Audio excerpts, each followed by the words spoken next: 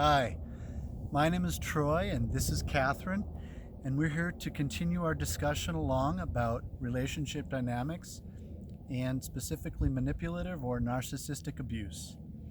Yes, in part one, we talked about some various behaviors um, that can be extremely destructive, and the definition of narcissism, and perhaps where it originated from.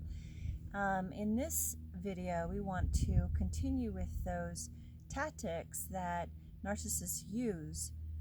And the first one we want to talk about is Ghosting. Narcissists look at you as an extension of themselves and their ability to control others and their surrounding environment, mostly the people around them, as an extension of themselves. Unfortunately for narcissists, many of them come with a real lack of self-esteem. And one of the ways in which they can help to support their delusions of grandiosity or their belief in their superiority, or to improve their appearance to the world around them is through ghosting. Yeah, so you might find this person really getting involved in your accomplishments, really somehow finding self worth or a perceived self worth of I'm important by jumping on someone else's coattails. Your achievements become theirs, and a lot of times they can also work to the contrary. They can break you down, again, telling you your accomplishments are not good enough, meaning you're not good enough. Um, it's an attack on your self-worth, your self-esteem, or it can be riding your coattails. And they may really, there's a lot about appearances. They appear, since they don't feel important, they will appear. So it might be anything from copying to wearing certain types of clothing that's really not who they are. It's really jumping in and talking about your company or something you're doing as if they did it. Um, what And, are some other? and to the person that it's happening to, we know it's happening to us. And a lot of times, we have this compassion. We have this empathy for the other person. We understand their stories and we can sympathize with them. And many of us can get in relationships where we want to help the other, or fix, or save, or rescue the damsel in distress. So I think it's really important also to understand the dynamic or the archetypal energy that you're in when you meet this person. Are they always needing to be rescued? Is that the story they're telling you in order to And manipulate you? I mean, it can go so far as to be suicide, like threatening suicide over and over again. And you're trying to figure out, is this real? Is it a manipulation? How far is this person going to go? Oh my gosh, can we talk about it? We will, after it happens, like after, this threat is made, they don't seek help. They don't want to talk about it. And you start to question, was it really real? It's like, calling, calling, what is it, calling fox? Calling the pot black, the kettle black. No, no, The no. pot calling the kettle No, black. when you're running around and you're always Oh, yelling the and you're Chicken saying, Little. The sky is falling. yeah, the sky is falling. Remember that story? Yeah. What? I don't know. Tell me this. Yeah, so it's when you're running around screaming and telling everyone, hey, it's coming, it's coming, it's going to happen, and it's not true. You realize later that it was simply to get attention, that there was no substance behind it. Yeah, it's And like a fake cry. yeah, and so when that happens, like, and if it's something extreme, like I'm gonna commit suicide, it just tears your heart out. 'Cause you're like, you think it's real, and you're like, oh my gosh, I gotta help this person. But then, if it happens time and time again, if you keep happening, then, and you find out other little pieces of, hey, this person, is gonna really called in sick and is gonna come into work a couple of days later. You're like, wait a minute, was that a manipulation? Was that real? I don't know. Yeah, and that's a great point. Their words and their actions are not consistent. They will say one thing and continue to do another. And, we may call them out on how we may be breadcrumbed, and they might come back and say, we'll get better. It'll get better. I'll put you as my top priority as someone that's important in my life. We may threaten to leave, and they may come back and say, yes, you're right, I have been doing that, only to go back to that same pattern over and over and over again. How does that feel? I think, yeah, I think the thing is, when we're in that type of relationship, and it's a codependent relationship, not only is the narcissist receiving some gain by being with you, you're also receiving some gain by being with the narcissist. I'll be happy when this person is saved. Our marriage will be wonderful when we fix this certain problem, when we resolve this certain issue. The challenge is, and most often, unfortunately, it just cannot be solved. And that's really quite often why these relationships turn toxic. And what is a toxic relationship? To me, when I hear about a toxic relationship, it's when someone else's worth is dependent upon the other person's worth. And the dynamic that happens in that relationship, where in a narcissistic relationship, the narcissist's worth is dependent upon how controlling and manipulative they have been to the sensitive person. And that can lead to the destruction of the sensitive person. That can cause the sanity of the person to, be in question and uncertain. And there's doubt. And we look in the mirrors and we wonder if we're the narcissist, or we wonder if where we went wrong, or how we could work harder to improve the situation. And so we spend our time learning about relationships and about how to live and work in relationships, when all of that work is done in vain. The manipulator has no interest in improving the relationship.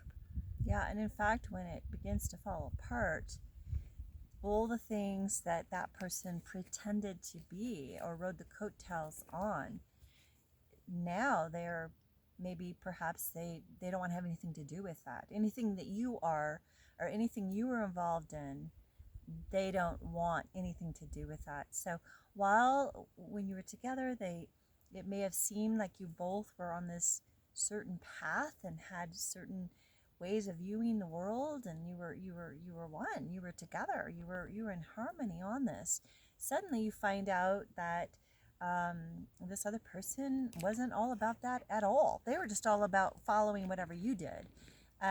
They will turn immediately. They will appear to be a hypocrite. They will be a hypocrite, but that hypocrisy will come forward like, wow, who is this person? I thought they loved this, this, and this, and I thought they supported that, that, and that, but now there's something completely different. It's sort of this chameleon thing, this shapeshifter, where they appeared to be one way, and then suddenly there's no congruency. There's no continuation of, a person who has that sense of self and really is devoted to their cause of how they view the world will continue on that path. But the narcissist is not committed to a cause or committed to an ideology necessarily, but they're really just they're all about gaining self-worth based on what someone else is doing. Their appearance. And so many times you see people behind closed doors behaving a different way than when they're in the public. When they're in the public's eye, they have this beautiful appearance. They say all the right things. They may even do some right things. However, when the spotlight is off and the doors close, it's a very different picture from the one that they present to the world. Because again, it's about control. It's about controlling the appearance, their appearance, to the outside world. Yeah. And triangulation. I mean, if things start to fall apart, one of the first things they'll do is run around to friends, family, anyone they can to get them on their side, to help put pressure on you. And that's an indication right there that something, is amiss.